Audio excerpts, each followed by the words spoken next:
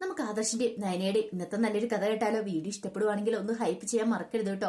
അങ്ങനെ നമ്മൾ കാണുന്ന നന്ദു വീട്ടിലേക്ക് വരുമ്പോഴത്തേനും കനക നന്ദുവിനെ ചോദ്യം ചെയ്യുവാണ്. എടി, നീ ഇത് എവിടെ പോയതായിരുന്നു? എത്ര സമയേ? അമ്മയോട് ഞാൻ പറഞ്ഞിട്ടില്ലേ പോയെന്ന് ചോദിച്ചു. പിന്നെ പറഞ്ഞിട്ട് പോയി, എങ്ങോട്ടാ പോയെന്ന് ആര് കണ്ടു? അങ്ങനെയാണ് അമ്മയ്ക്ക് എന്നോടൊപ്പം വരാൻ മേലായിരുന്നോ? ഓ, ഇനിയിപ്പം വരാത്തതിന്റെ ഒരു കുഴപ്പം കൂടെ ഉണ്ടായിരുന്നുള്ളൂ.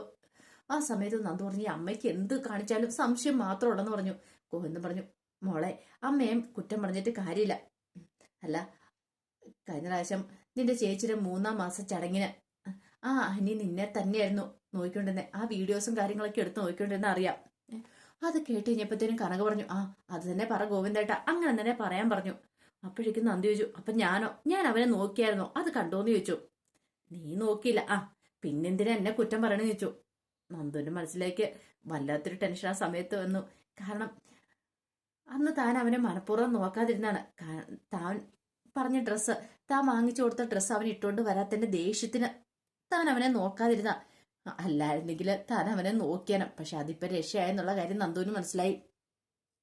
നന്ദു പറഞ്ഞു, ഞാൻ എന്ത് ചെയ്താലും കുറ്റമായിട്ടാണല്ലോ തോന്നുന്നേ. കനക പറഞ്ഞു, എന്റെ മോളെ, നിന്റെ മൂത്ത ചേച്ചി ഉണ്ടല്ലോ, അവള് കാരണം അല്ലെങ്കിൽ തന്നെ ഉള്ള സ്വസ്ഥതയും സമാധാനം നശിച്ചു പോയിരിക്കുക. ഇനി നീയും കൂടെ കാരണം ബാക്കി സ്വസ്ഥത കളയാൻ ഇടവല്ലെന്ന് പറഞ്ഞു. നന്ദു പറഞ്ഞു, ഞാൻ ആരുടെയും പിന്നാലെ പോകാൻ ഉദ്ദേശിക്കുന്നില്ല എന്ന് പറഞ്ഞു. അങ്ങനെ പോവാൻ ഉദ്ദേശിച്ചിട്ടില്ലെന്ന് പറഞ്ഞിട്ട് കാര്യമില്ല. നീ എത്രയും പെട്ടെന്ന് ഒരു കല്യാണം കഴിക്കണം. അങ്ങനെയാണ് പിന്നെ ആക്കി ടെൻഷൻ ഉണ്ടാകത്തില്ലെന്ന് പറഞ്ഞു. ഓ, കല്യാണം എന്ത് പറഞ്ഞാലും അവസാനം കല്യാണത്തിനാണല്ലോ കൊണ്ടെത്തുന്നേ. ഇതെന്താ, ഞാൻ എന്താ കല്യാണം കഴിക്കാനായിട്ട് മുട്ട് നിൽക്കുമെന്ന് ഞാൻ പറഞ്ഞു എന്ന് ചോദിച്ചു. അത് കേട്ടിഞ്ഞപ്പോ ഗോവിന്ദൻ പറഞ്ഞു, മോളുടെ അമ്മയ്ക്ക് ഒരു സമാധാനമാണെങ്കിൽ നീ കല്യാണം കഴിച്ചാൽ മതിയാവുള്ളൂ. അതെ, തൽക്കാലത്തേക്ക് ഞാനിപ്പോ കല്യാണം കഴിക്കാൻ ഉദ്ദേശിക്കുന്നില്ല. അതും പറഞ്ഞ് നന്ദു അങ്ങോട്ട് അകത്തേക്ക് കയറിപ്പോയി. അപ്പോഴേക്കും കനക ഗോവിന്ദനോട് പറഞ്ഞു, ഗോവിന്ദേട്ട, ആ ജോത്സ്യരെ കഴിഞ്ഞ പ്രാവശ്യം കണ്ടപ്പോഴും പറഞ്ഞു നന്ദു അനിയും തമ്മിലുള്ള വിവാഹം നടക്കുന്ന. എങ്ങാനും ആ കാര്യങ്ങളൊക്കെ ഇവിടെ അറിഞ്ഞിട്ടുണ്ടെങ്കിലുണ്ടല്ലോ. പക്ഷെ ഇത് നന്ദു കേട്ടിട്ടുണ്ടായിരുന്നു. നന്ദു ഒന്നും മിണ്ടാതെ അകത്തേക്ക് കയറിപ്പോയത്. ഗോവിന്ദേട്ട, എനിക്ക് സഹിക്കാൻ പറ്റുന്നില്ല. ഇനി അങ്ങനെ എന്തെങ്കിലും സംഭവിക്കുമോ? കനകെ, നീ ഇനിയിപ്പോൾ അവളെ ഒന്നിനും നിർബന്ധിക്കണ്ട. അറിയാലോ, അവളുടെ മനസ്സ് മാറി വരാനായിട്ട് കുറച്ച് സമയം എടുക്കും. അവൾ ആദ്യമായിട്ട് സ്നേഹിച്ചൊരു പുരുഷനല്ലേ. അപ്പൊ അതിൻ്റെതായ ബുദ്ധിമുട്ടും കാര്യങ്ങളും കാണും. വെറുതെ നമ്മൾ കിടന്ന് ഓരോന്നൊക്കെ പറഞ്ഞ് വാശി പിടിച്ചിട്ട് ഒരു കാര്യമില്ലാന്ന് പറഞ്ഞു. കനക പറഞ്ഞു, എന്നാലും ഇവളോട് എന്താ ഗോവിന്ദേട്ടാ ഇത്രയൊക്കെ പറഞ്ഞിട്ട് ഇവളുടെ തലയിലേക്ക് കയറാത്ത? എത്ര പറഞ്ഞിട്ട് ഇവളുടെ തലയിലേക്ക് കയറുന്നില്ല എന്നൊക്കെ പറഞ്ഞിട്ട് കനക സങ്കടപ്പെടുക. ഈ സമയത്ത് അനി ആകെപ്പാട് ടെൻഷൻ അടിച്ച് കാറിലിരിക്കുകയാണ്. അനിക്ക് വീട്ടിലേക്ക് പോകാൻ തോന്നിയില്ല. എന്ത് ചെയ്യണമെന്ന് പോലും അറിയില്ല. ഒടുവില് അനി ഒരു വോയിസ് മെസ്സേജ് അയക്കുക നന്ദുവിന്. അങ്ങനെ നന്ദു മെസ്സേജ് നോക്കിക്കഴിഞ്ഞപ്പോഴത്തേനും അതിന് വ്യക്തമായിട്ട് പറഞ്ഞിട്ടുണ്ടായിരുന്നു, നന്ദു, ഞാൻ അങ്ങോട്ടേക്ക് വന്ന ഹോട്ടലിലേക്ക്. പക്ഷെ കൃത്യസമയത്ത് നവീൻ അങ്ങോട്ട് വന്നു. നവീനെ കണ്ടു കഴിഞ്ഞപ്പോ ഞാൻ ഓടി ലിഫ്റ്റിൽ കയറിയതാ. എന്തിനേറെ പറയുന്നു, ലിഫ്റ്റിൽ കയറി കഴിഞ്ഞപ്പോ ലിഫ്റ്റ് സ്റ്റക്കായിപ്പോയി. എനിക്ക് അവിടുന്ന് പുറത്തിറങ്ങാൻ പറ്റിയില്ല. പക്ഷെ കുറെ സമയം കഴിഞ്ഞ് പുറത്തിറങ്ങി കഴിഞ്ഞപ്പോഴത്തേനും നീ ഫംഗ്ഷൻ കഴിഞ്ഞ് പോയിട്ടുണ്ടായിരുന്നു. നവീനോടൊപ്പം നീ ആഹാരം കഴിച്ചിട്ടുണ്ടെന്നുള്ള കാര്യങ്ങളൊക്കെ ഞാൻ അറിഞ്ഞു. എന്ത് ചെയ്യാൻ പറ്റുന്നു? അത് കേട്ട് കഴിഞ്ഞപ്പോഴത്തേനും ആ വോയിസ് മെസ്സേജ് കേട്ട് കഴിഞ്ഞപ്പോൾ നന്ദുവിന് ഭയങ്കര സങ്കടമായി. നന്ദു അനിയെ വിളിക്കുകയാണ്. അനിയെ വിളിച്ചു കഴിഞ്ഞപ്പോഴത്തേനും അനി പറഞ്ഞു, സത്യമായിട്ടുള്ള കാര്യമായിട്ട് ഞാൻ പറയണേ. സംശയത്തോടെ നീ ഹോട്ടലിലുള്ള ആൾക്കാരോട് ചോദിച്ചു നോക്ക്. ഞാൻ വന്നതാ, പക്ഷെ നവീൻ കാണില്ലെന്ന് കരുതിയിട്ട് മാറിയതാ. കുറച്ച് സമയം കൂടെ ഞാൻ ആ ലിഫ്റ്റിൽ കയറി ഇരുന്നിട്ടുണ്ടായിരുന്നെങ്കിൽ ഞാൻ ബോധം കെട്ടു പോയെന്ന് പറഞ്ഞു. അത് കേട്ട് കഴിഞ്ഞപ്പോൾ നന്ദുവിന് ഭയങ്കര ടെൻഷനായിപ്പോയി. നന്ദു പറഞ്ഞു, നമ്മൾ എത്ര തവണ ഇങ്ങനെ ഡിന്നർ കഴിക്കാൻ ആഗ്രഹിച്ചിരിക്കുന്നത്, പക്ഷെ ഒരു തവണ പോലും പറ്റിയിട്ടില്ല. എല്ലാ തവണ നവീനേട്ടനാണ് അതിന് ഭാഗ്യം ഉണ്ടാകുന്നത്. ഇതിനു മുമ്പ് അങ്ങനെ തന്നെയാ. കേക്ക് കട്ടിയുന്ന സമയത്ത് അത് തന്നെയായിരുന്നു. എന്താടാ ഇനി നമുക്ക് മാത്രം ഇങ്ങനെ? അപ്പോഴേക്കും അനി പറഞ്ഞു, അതൊന്നും എനിക്കറിയില്ല, പക്ഷെ എനിക്ക് നിന്നെ കാണാതിരിക്കാൻ പറ്റില്ല എന്ന് പറഞ്ഞു. കാണാനോ? ദേ, ഒരു കാര്യം ഞാൻ പറഞ്ഞേക്കാം. എന്നോട് അങ്ങോട്ടേക്ക് വരാനൊന്നും നീ പറഞ്ഞേക്കരുതെന്ന് പറഞ്ഞു. അനി പറഞ്ഞു, അത് ഞാൻ പറയില്ല, പക്ഷെ എനിക്ക് നിന്നെ കണ്ടേ മതിയാവുള്ളൂ. കാണാനോ? അതെ, ഞാൻ നിന്റെ അടുത്തേക്ക് വരുവാന്ന് പറഞ്ഞു. എന്റെ അടുത്തേക്കോ? എന്റെ ഭഗവാനെ, എടാ നീ എന്തൊക്കെ പറയണേ? എനിക്കിപ്പം നിന്നെ കാണണം, ഞാൻ അങ്ങോട്ടേക്ക് വരുമെന്ന് പറഞ്ഞു. എടാ, ഇനി പ്രശ്നമാകും. ആരെങ്കിലും കണ്ടാല് കാണുവാണെ കാണട്ടെ, ദൈവം നമ്മുടെ കൂടെ ഇല്ലാന്ന് ഞാൻ കരുതും, ഭാഗ്യം തുണക്കില്ലാന്ന് കരുതും, അത്ര മാത്രമേ ഉള്ളൂ. പക്ഷെ എനിക്ക് നിന്നെ കാണാതിരിക്കാൻ പറ്റില്ല. ആരൊക്കെ പറഞ്ഞാലും എതിർത്താലും ഞാൻ ഇപ്പൊ തന്നെ നിന്റെ അടുത്തേക്ക് വരാൻ പോവാ. എനിക്ക് കാണണം എന്ന് പറഞ്ഞു. നന്ദു ഭയങ്കര ടെൻഷൻ. നന്ദു ഓർത്ത്, ദൈവമേ, ഇനി എന്ത് ചെയ്യും? അവൻ ഇങ്ങോട്ടേക്ക് വരുമെന്ന് പറഞ്ഞ് അവൻ വരും. തന്റെ അച്ഛനും അമ്മയും കണ്ടിട്ടുണ്ടെങ്കിൽ തീർന്നു അതോടുകൂടി. അല്ലെങ്കിൽ തന്നെ അവർക്ക് സംശയമാണ്. ഇനി ഇതും കൂടെ ആയിട്ടുണ്ടെങ്കിലോ? നന്ദുവിന് സമനില തെറ്റുന്ന പോലെ തോന്നി. ഇനിയിപ്പോ എന്ത് ചെയ്യണമെന്ന് നന്ദുവിന് അറിയില്ലായിരുന്നു. ഇതേ സമയം ആദർശൻ നയനയും കൂടെ സംസാരിക്കുകയാണ്. അപ്പൊ ആദർശൻ നയനയോട് പറഞ്ഞു, നാളെ രാവിലെ എനിക്ക് സേവിയറെ കാണാനായിട്ട് പോകണം. അന്ന് ആ ഹോട്ടലിൽ നിന്ന് മുഖം മറിച്ചിട്ട് ഒരുത്തൻ പോയില്ലേ, അവനെ കുറിച്ചുള്ള ഡീറ്റെയിൽസും കാര്യങ്ങളൊക്കെ നാളെ സേവർ എനിക്ക് തരും.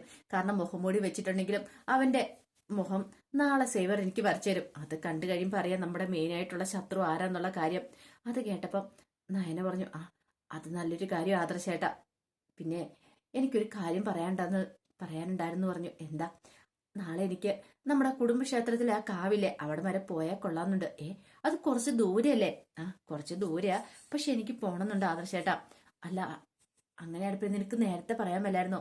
ഇനിയിപ്പം ഒരു കാര്യം ചെയ്യാം, ഞാന് സേവ്യറിനെ കാണാൻ പോകുന്ന മാറ്റി വെക്കാന്ന് പറഞ്ഞു. അതിന്റെ ആവശ്യമൊന്നുമില്ല, ആദർശേട്ടൻ പോയിക്കോ. കാരണം ആദർശനെ കൂട്ടിക്കൊണ്ട് ചെല്ലല്ലോ എന്നല്ലേ മുത്തശ്ശൻ പറഞ്ഞിരിക്കുന്നേ.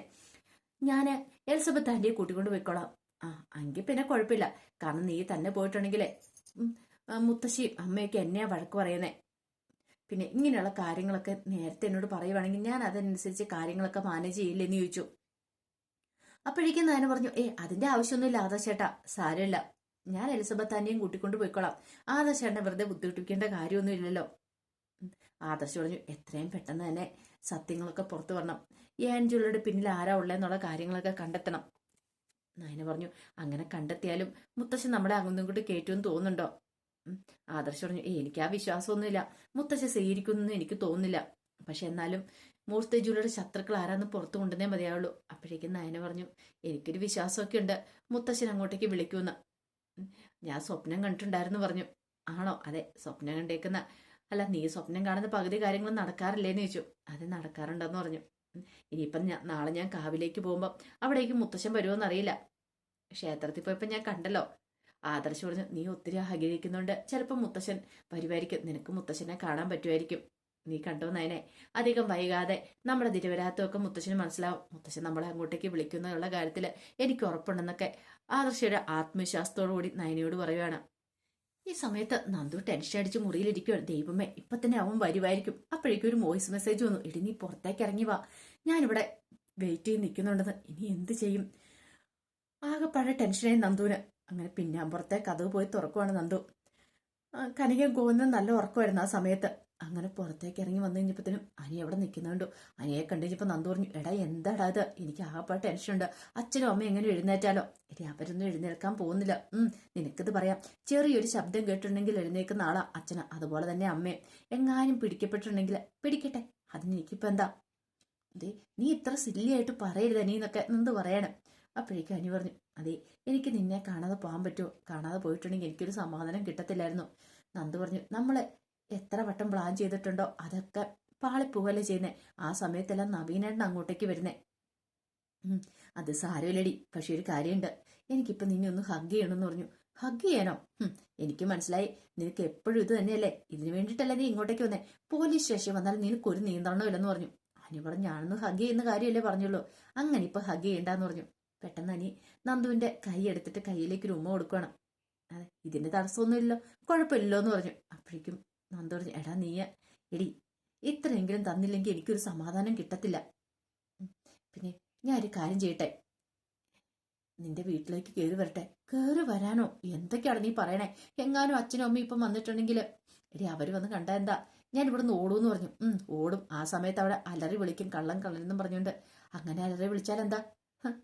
അവര് വിളിച്ചിട്ടിരിക്കും, പ്രത്യേകിച്ച് പ്രയോജനം ഒന്നും ഉണ്ടാകത്തില്ല. അവര് പുറത്തോടെ എന്നെ അന്വേഷിക്കണ സമയത്ത് ഞാൻ നിന്റെ കട്ടിലിനടി കയറി ഇന്നാളത്തെ പോലെ പതുങ്ങിയിരിക്കട്ടെ? എടാ, നിനക്ക് തലയ്ക്കും ഭ്രാന്തുണ്ടോ? അത്യാവശ്യം ധൈര്യമുള്ള ഞാന്. പക്ഷെ ഈ സമയത്ത് നിനക്ക് എന്തൊരു ധൈര്യം എന്റെ അനി, എന്നെക്കാളും 1000 മടങ്ങ് ധൈര്യം കൂടാതെ നിനക്ക് ഈ പ്രേമക്കാര്യത്തില്. പക്ഷെ എനിക്ക് അത്ര ധൈര്യമില്ലാന്ന് പറഞ്ഞു. നീ പെട്ടെന്ന് തന്നെ പോകാൻ നോക്ക്, ഇവിടെ നിന്ന് എനിക്ക് ടെൻഷനാന്ന് പറഞ്ഞു. അനി പറഞ്ഞു, അതെ, എനിക്ക് ഇങ്ങനെ ഇടയ്ക്കിടയ്ക്ക് നിന്നെ കാണണം, ഇങ്ങനെ ഹഗ് ചെയ്യണം, ഒരു ഉമ്മ വെക്കണം, അത്രയൊക്കെ ഉള്ളൂ. അറിയാലോ, ഇനി നമ്മുടെ കല്യാണം കഴിയുന്നോടം വരെ ഇങ്ങനെ തന്നെ ആയിരിക്കും. അതിന് എപ്പോഴാന്നും അറിയത്തില്ല, അതുവരെ ഇങ്ങനെ തന്നെ മുന്നോട്ട് പോകണം. എടാ നീ ഒന്ന് പോടാന്ന് പറഞ്ഞു. ഒടുവില് അനി അങ്ങോട്ടേക്ക് ഇറങ്ങി. ഞാൻ പോണമല്ലേ? പോയിക്കോളാൻ പറഞ്ഞു. അങ്ങനെ ഒടുവില് അനി അങ്ങോട്ട് പോയി കഴിഞ്ഞപ്പോ നന്ദു കയറി കഥ അടിച്ച് മുറി വന്നിരുന്നു. അനി പക്ഷേങ്കില് കാറിനകത്ത് കയറി ഇരുന്നിട്ട് നന്ദുവിനെ വീഡിയോ കോൾ വിളിക്കുവാണ്. എടാ നീ പോയില്ലേ? പോകാൻ തോന്നില്ല എന്ന് പറഞ്ഞു. എടാ പോവാതിരുന്നാൽ എങ്ങനെയാ? എനിക്ക് നിന്നെ കണ്ടോണ്ടിരിക്കാൻ തോന്നുന്നു നന്ദു. എത്ര നാളത്തേക്ക് എനിക്കറിയില്ല. എത്രയും പെട്ടെന്ന് അനാമികയായിട്ടുള്ള ഡിവോഴ്സ് കഴിഞ്ഞാൽ മതിയായിരുന്നു. അങ്ങനെയാണെങ്കിൽ എനിക്ക് നിന്നെ സ്വന്തമാക്കാൻ പറ്റൂലോ. എടാ അതിന് വീട്ടുകാർ സമ്മതിക്കും തോന്നുന്നുണ്ടോ? വീട്ടുകാർ സമ്മതിച്ചില്ലെങ്കിൽ എന്താ? നമ്മളിങ്ങനെ കണ്ടുമുട്ടിക്കൊണ്ടിരിക്കും ഇടയ്ക്കിടയ്ക്ക്. അല്ലാതെ ഇപ്പം എന്ത് ചെയ്യാൻ പറ്റും? നിന്നെ സ്വന്തമാക്കുന്നോടം വരെ എനിക്ക് അങ്ങനെ ചെയ്തല്ലേ മതിയാവുള്ളൂ എന്നൊക്കെ അനി പറയണം. ഈ സമയത്ത് നവീന് വീട്ടിൽ ചെന്നിട്ടിങ്ങനെ ആലോചിക്കുക. ഓരോ തവണയും അനി അവളെ കാണാൻ വരുമ്പോ താനാണ് അവളുടെ അടുത്തേക്ക് ചെല്ലുന്നേ. ഇപ്പൊ തന്നെ കണ്ടില്ലേ, അതിനർത്ഥം എന്താ? അവള് തനിക്കുള്ളതാണ്. ഇനിയിപ്പൊ ആരൊക്കെ എതിർത്തെന്ന് പറഞ്ഞാലും അവള് തന്റെ സ്വന്തമാണ്. ഇനിയിപ്പൊ അനിയെ അവളെയും കൂടെ ഒന്നിപ്പിക്കാണ്ട് താൻ സമ്മതിക്കില്ല. അനിക്ക് അവളെ കിട്ടാനൊന്നും പോകുന്നില്ല, ഒരു കാരണവശാലും നടക്കുന്ന കാര്യമില്ല എന്നൊക്കെ നവീൻ മനസ്സിൽ പറയുക. അപ്പൊ അതിന്റെ കഥകളൊക്കെയാണ് ഇന്ന് കാണുന്നത്. ഇതിന്റെ ബാക്കി കഥകളുമായിട്ട് വൈകുന്നേരത്തെ പ്രമോയി വരാട്ടോ. ഒരിക്കൽ കൂടി എല്ലാവർക്കും ശുഭദിനം നേർന്നുകൊണ്ട് നിർത്തുന്നു. നന്ദി.